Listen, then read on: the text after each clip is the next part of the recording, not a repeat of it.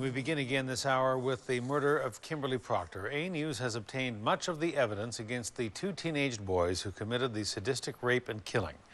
The information was released after the teens were sentenced earlier this week as adults and were no longer afforded the protection that is given to young offenders. In a 9-hour videotaped interview, convicted killer Cameron Moffat toys with police and withholds information, saying he's not ready to tell them yet what happened to Kimberly. Then, finally, he opens up, only to point fingers at his friend and co-conspirator, Kruse Wellwood. We will not show you the worst of the interview or what he says, but we will show you some, and we warn you the details are disturbing. Astrid Brownschmidt has the story. When that's happening, what's going through your head? In the top left corner of your screen, that's Cameron Moffat describing the biggest rush of his life. It's like, what the f***? Oh, yeah. And how do you feel inside? Yeah, the biggest adrenaline rush you ever have, because it's, what the f***? Yeah. Moffat is one of the teens who raped and murdered Kimberly Proctor. His comments come more than 8 hours after RCMP first started asking him questions about what happened. Okay, let's take a step back. What is that fire trying to hide? All sorts of stuff. This RCMP interview was taped June 20th, 2010, 2 days after Moffat and partner in crime Kruse Wellwood were arrested. It'll also be lit to destroy evidence, right? We destroy evidence. Like, the only thing you can't destroy is damage, like the bones and stuff. Yeah, you can't destroy that. But you can't see bruises, all sorts of stuff on it. When asked about what was used to choke Kimberly, Moffat plays with police. Ask you the question, is it here up or here down? You're saying that item number 1 is there down.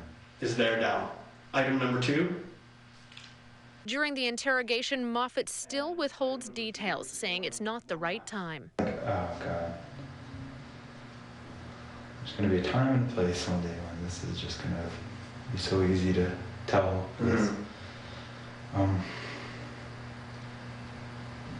Finally, he breaks. He admits to having sex with Kimberly once for a few minutes in Wellwood's bedroom.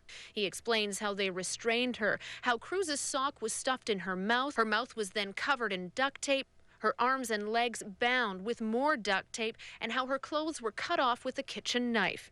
He also mentions how a plastic bag was duct taped over her head. He tells Sergeant Danju he didn't initiate the attack, that he was only doing what Wellwood told him to do. He's telling you repeatedly to do it. Okay, I'll just tell you, quote unquote, he says, if I'm going to incriminate myself in this, you have to too. If you're finding it hard to watch this video and hear the chilling details of Kimberly's murder, you're not alone. It is unusual to have evidence of a youth crime released to the public. It's important that this sort of information be available to the public. Public can't get to the courtroom anymore. We're not in the town square in the Middle Ages when trials would take place in front of everyone. This is the only way people get to know everything that's happening in the court system. In court, the Proctor family expressed wishes to have everyone know what happened to their beloved Kimberly when her life was so horribly cut short March 18th last year. But one psychologist specializing in at-risk youth says the release of the video could be detrimental to the killers themselves. We have to be careful of efforts to vilify and to create monsters. Yes, what they did was monstrous. And I think we need to now look forward a little bit too and think about, you know, how is this going to help their recovery? The truth doesn't come in portions. I'm telling you the truth. I'm just not telling you every single little thing that happened down to the tiniest grain of detail that I can come up with my mind. Mm-hmm. And trust me, there's a lot of really disgusting... Why can't you bring yourself to talk about that? Because I can't say. Astrid joins us now live with more on the story. Astrid, Moffat clearly blames his friend. He says Wellwood committed most of the heinous acts that were done. How accurate is that, according to investigators? You know, it's hard to say, Hudson. When the sentencing came down for the teens, Judge Robert Johnston said it was not possible to sort out the truth in this case, and that the respective degrees of responsibility, he couldn't tell that either. He said that each boy tried to minimize his involvement and point fingers at the other. Judge Johnston concluded that each was a full and willing participant participant in Kimberly's murder and so deserve to be sentenced as adults to spend the rest of their lives in prison. All right, Astrid, thank you. You're welcome.